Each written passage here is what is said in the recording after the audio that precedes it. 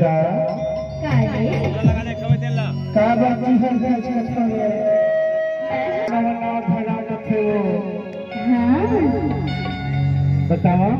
बताना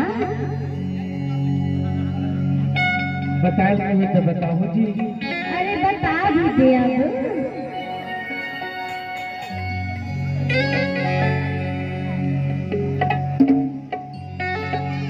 hello hello hello hello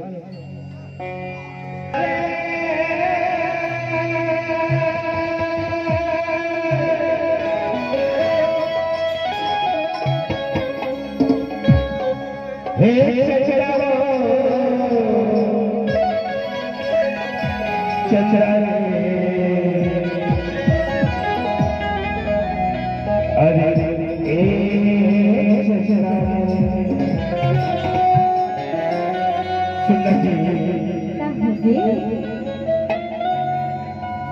एक दिन वाला सब लगा थे सरपंच आके थे जाकर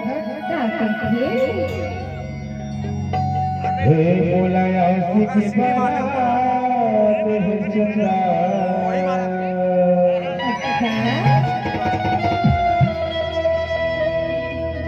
सुंदर आखिरी में कई बार किस बात की चाहिए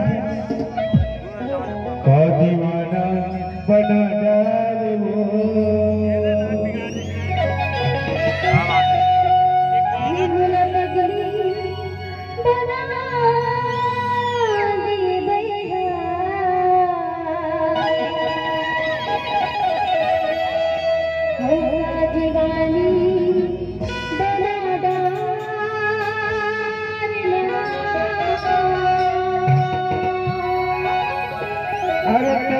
दीवाने हो कैसे ए दू झटकाई वाले में ज्यादा दीवाना होते वो ऐसे का हमारे दू झटकाई हो देखे से कि कथा रे मोला यासिक बाबा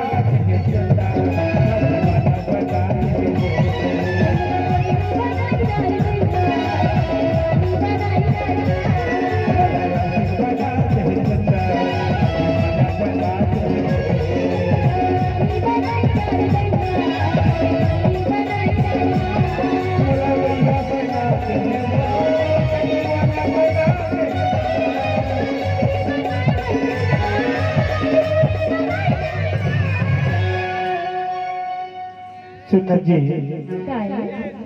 छोकर देख कर आते चाचा मंडल अरे कैसे लगते गाँव जना दल हो सफल गाँव लेकिन का करज में मान हो जाता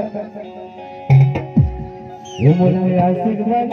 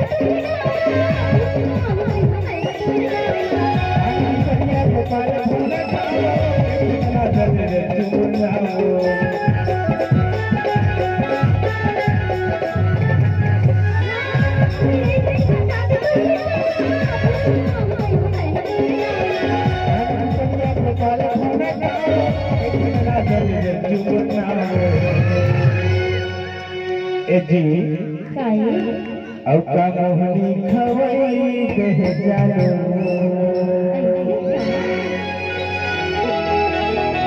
और का जादू चलैया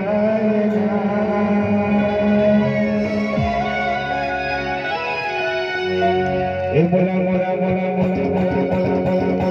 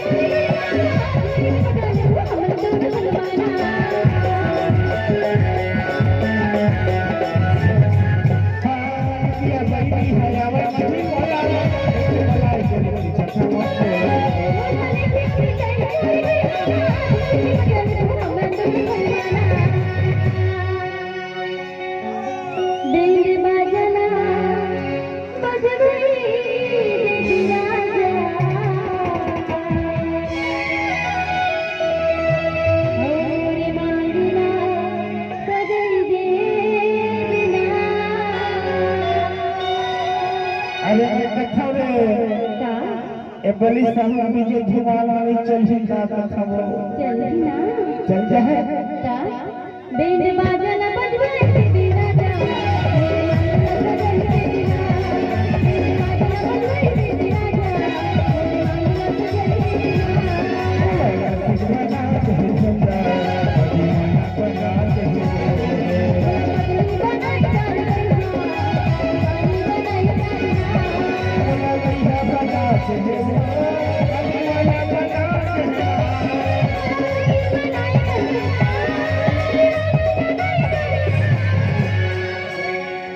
ए मोला आशिक बना